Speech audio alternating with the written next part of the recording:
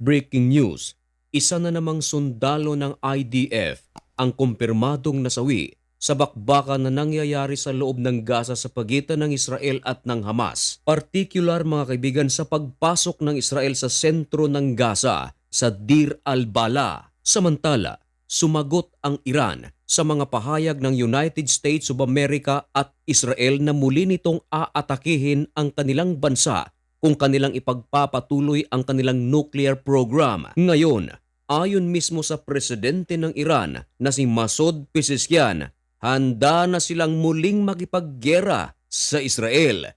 Yan ang ating pag-uusapan sa videong ito.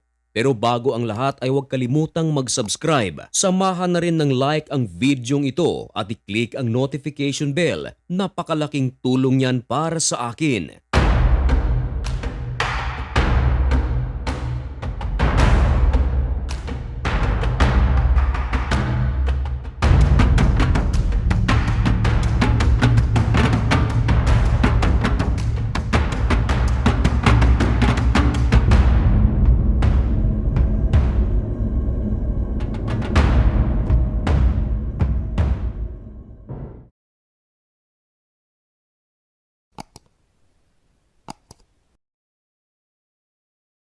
Maligayang pagbabalik mga kaibigan, kumusta kayong lahat? Ngayon ay July 24, 2025 at nagbabaga at napakabagong balita ang ating ihahatid sa inyo. Ito ay tungkol sa pangyayari sa Middle East at tungkol sa bakbakan na nangyayari sa pagitan ng puwersa ng Israel at ng Hamas ng Gaza at ang pinakabagong sinabi ng Iran para sa Israel. Unahin natin ang pinakabagong update sa pagpasok ng puwersa ng Israel sa sentro ng Gaza sa Deir al-Bala. Noong nakaraang araw mga kaibigan ay ating ibinalita na habang pumapasok ang puwersa ng Israel sa Deir al-Bala, merong pagsabog na nangyari sa loob ng isang building sa Gaza.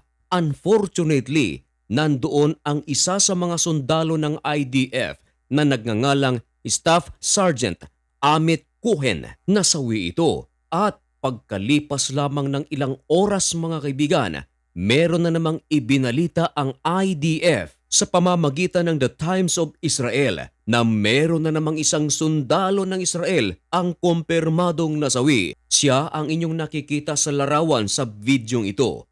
Kinilala siya sa pangalan na Sergeant Major Vladimir Lusa. Siya mga kaibigan ay isang reservist. Siya ay 36 years old. Siya ay nagmula sa 5th Brigade, 7020 Battalion mula sa Askelon.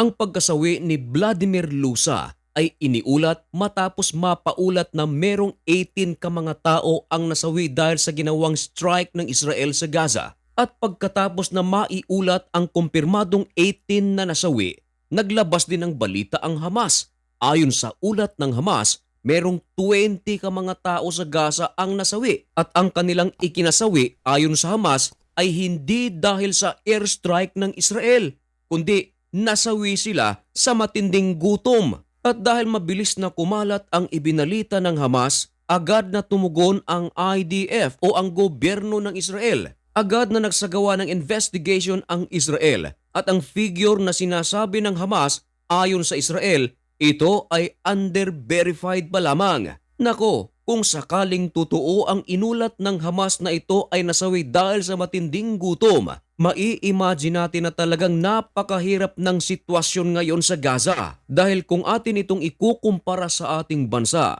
oo, totoo na merong mga nagugutom sa Pilipinas, pero hindi ito humahantong mga kaibigan sa pagkasawi. Magutom man tayo, pero mamaya-maya ay meron tayong pang-snack. Pero ang pinag-uusapan natin mga kaibigan ay sa Gaza. Kung ating ikukumpara lamang, can you imagine kung totoo ang ibinabalita ng Hamas na mamatay na dahil sa matinding kagutuman? Now, balikan natin mga kaibigan ang pagkasawi ni Vladimir Lusa.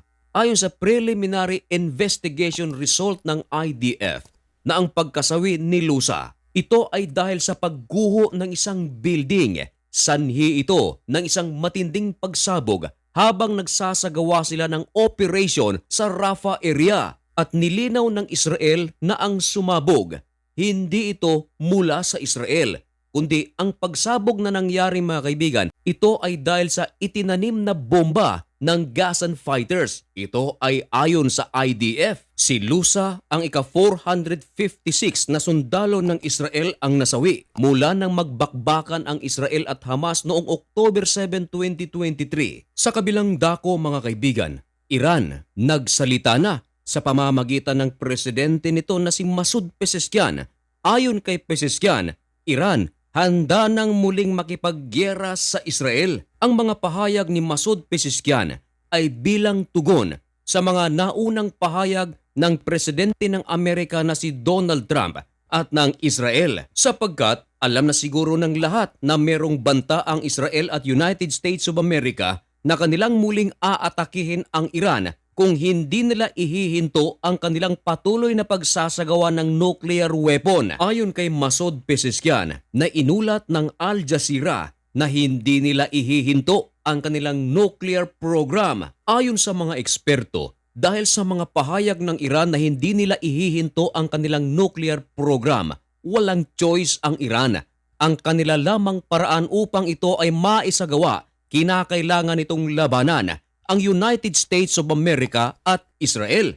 Sapagat ayon kay President Donald Trump, kahit 1% lang hindi pwedeng magkaroon ng nuclear weapon ang Iran. At ayon naman kay Benjamin Netanyahu, lahat ay kanilang gagawin, hindi lang matuloy na isagawa ng Iran ang kanilang nuclear weapon. Kaya nangangahulugan ito mga kaibigan ng muling bakbakan sa pagitan ng Israel at ng Iran, sa pagitan ng Iran at United States of America. Ayon kay Masoud Pezeshkian, tapos na rin nilang ihanda ang kanilang mga air defense system.